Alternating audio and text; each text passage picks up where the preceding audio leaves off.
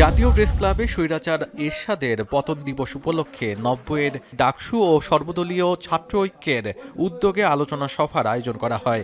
ছাত্র জনতার সভায় বিএনপি নেতা বলেন, আওয়ামী লীগের দেশবিরোধী সকল ষড়যন্ত্র রুখতে বিএনপির নেতৃত্বে ঐক্যবদ্ধ রয়েছে সাধারণ মানুষ। আজকে অন্তর্বর্তীকালীন সরকারকে আমাদের সহযোগিতা করতে হবে।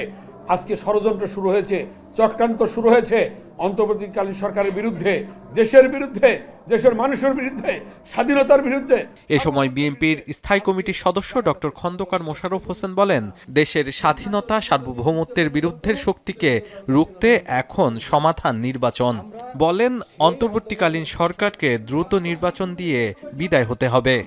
অবৈধভাবে একটি দেশে আছে, সেখান থেকে তারা ষড়যন্ত্র করবে, এটা আমরা অবিশ্বাস করি না। কেননা তারা চেষ্টা করবে, তারা পতিত একটি স্বৈরাচারী সরকার, তারা চেষ্টা করবে বাংলাদেশে একটা অশান্তি সৃষ্টির জন্য।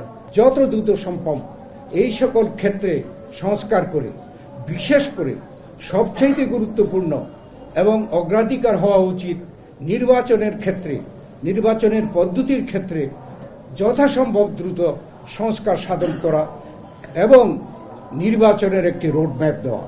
এদিকে সকালে রাজধানীর গুলশানে এক অনুষ্ঠানে বিএনপির সিনিয়র যুগ্ম মহাসচিব রুহুল কবির রিজভী বলেন, আধিপত্যবাদী আচরণের কারণে কোনো প্রতিবেশীর সঙ্গে ভারতের সম্পর্ক ভালো নয়। তিনি আরও বলেন, ভারত যদি তার আচরণ পরিবর্তন না করে তাহলে আগামীতে তাদের সাথে বাণিজ্যিক সম্পর্ক থাকবে কিনা সেটি বিবেচনা করবে বাংলাদেশের মানুষ।